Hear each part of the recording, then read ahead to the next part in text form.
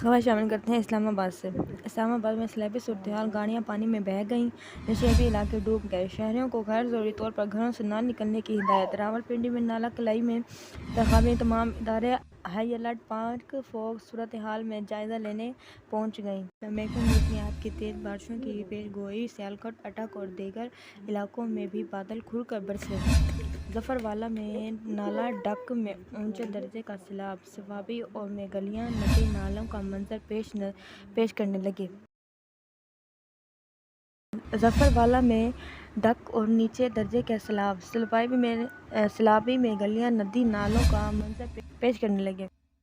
پاک فوج کے دستے بھی گوالمنڈی پہنچ گئے۔ مختلف علاقوں میں رات سے اب تک 122 ملی میٹر تک بارشیں ریکارڈ۔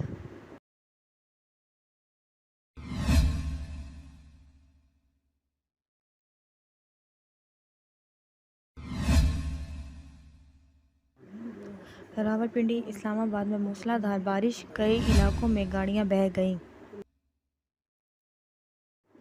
الرٹ جاری، پاک فوج کے دستے بھی گوالمنڈی پہنچ گئے۔ مختلف علاقوں میں رات سے اب تک 122 ملی میٹر تک بارشیں ریکارڈ۔